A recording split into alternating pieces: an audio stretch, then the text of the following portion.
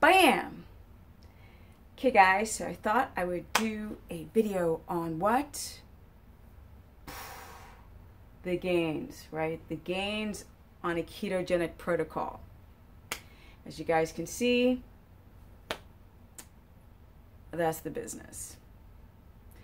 And I used to show the business in every video, but I've been so wrapped up in trying to learn about the body and touring and traveling that I really haven't had a chance to talk about what my body has been through in this journey of my keto adaptation. So I saw an old video of myself and I was like, that big. I was like that big. People are like, have you ever been overweight? And I'm like, no, but I've been underweight.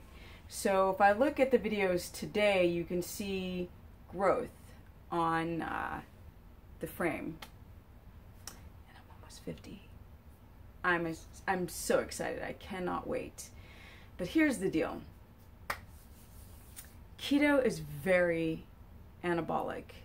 I'm the sheer proof positive result of that. I have not gone over 20 net carbs in over 9 years, and primarily my carbohydrates come from cruciferous vegetables.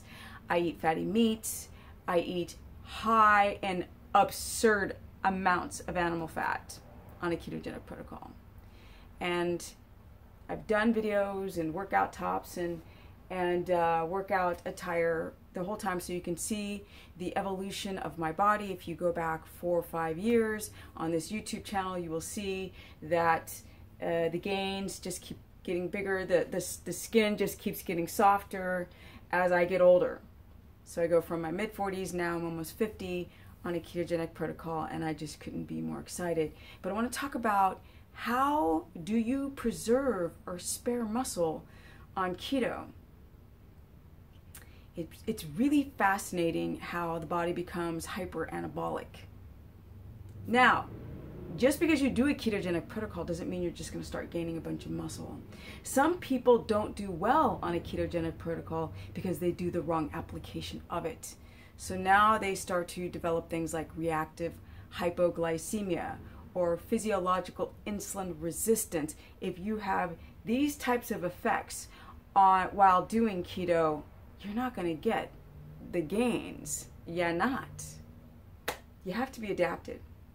And how do you adapt? Well, that's a whole 1,000 video series on this channel. But it sounds very airy-fairy and very hippie, but getting your stress in order is the key to unlock the door. So I've been studying a lot the hypothalamus pituitary adrenal axis, the effects of too much adrenaline and half of that getting dumped into your colon, your digestive tract, which is stimulating bacterial overgrowth. There's so many little moving parts that we don't consider that unless you go down that rabbit hole and try to find the root cause to your illness, you're not going to adapt very well. If you think you're just going to throw in some macros and oh my God, and that doesn't work that way. You can gain muscle and grow muscle on keto because you are less gluconeogenic. Now, I've expressed this many times in other videos, and as I even watch my own muscle gains, this is proof positive of it. But to have the more anabolic effects, you have to follow a circadian rhythm. You have to time your meals out. You have to mind the type of workout that you do. Because if you're very cardio and interval driven and you have adrenal issues, you have problems with your hypothalamus pituitary adrenal axis or your hypothalamus pituitary thyroid, you're not going to get the gains. You're not going to see the anabolic effects if you don't follow a circadian rhythm and get that first nice 90 minutes of a REM cycle according to the circadian light, your cortisol melatonin rhythm, right? Melatonin is supposed to rise as cortisol is supposed to drop. But in a lot of you guys, cortisol keeps rising and rising, and then the anti-inflammatory effects of cortisol become inflammatory because too much cortisol in the system can break down tissues. Tissue is supposed to fight inflammation, and now it's breaking down tissues, creating inflammation. how you gain muscle isn't. Somebody said to me, you know, this is a woman. I eat 130 grams of protein because I want to ensure that I don't lose muscle on keto. And I'm like, you actually are losing muscle because you're eating that much protein.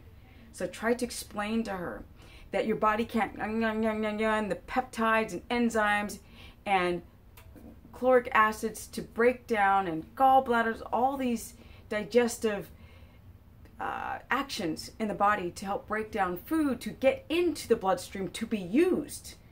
Doesn't matter anything if you are insulin resistant, okay? It doesn't matter. You need to be insulin sensitive. You have to have a balanced, non-metabolically deranged metabolism. Because if you drop your carbohydrates, listen, if you drop your carbs and you deplete your glycogen storages and your body doesn't know how to create or use the ketones viably, then your body has to, it's forced to break down muscle to convert into sugar to then fuel the brain, get into the Krebs cycle, to give you energy.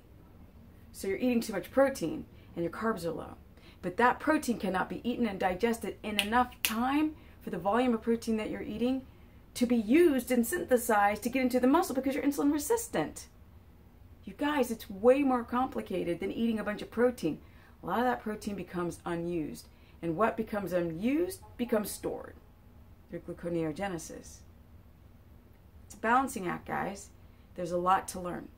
So if you want to learn more, you can go to stephanieperson.com. Stephanie the business person, as in the business, yes, on my Facebook fan page with quotations, or Stephanie Ketogenic on my Instagram-y. And I always got energy. I'm just wordies. As you guys know, I started a Facebook keto course. You want to learn more about that, you can go to stephanieperson.com. I'm also doing, I've had my consultation calendar closed because I'm writing a book, the ultimate keto book. Yes, boom, because there's only one version of it. There's no different shades of keto, just one. You either adapt or you don't adapt. You either get the gains or you don't get the gains. You either balance your hormones and your endocrine system and your nervous system and your digestive system and your gut, or you don't adapt.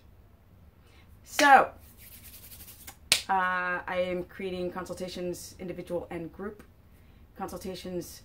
I can actually do more volume of working with people if they're in groups. So I'll put that information on my website, and I'm about to go because I got some energy all day. I'm about to peace out. Keto for the long term must be experimented, tried, tested. Fix your metabolic damage, people. Because if you don't, you can't do keto in the long term.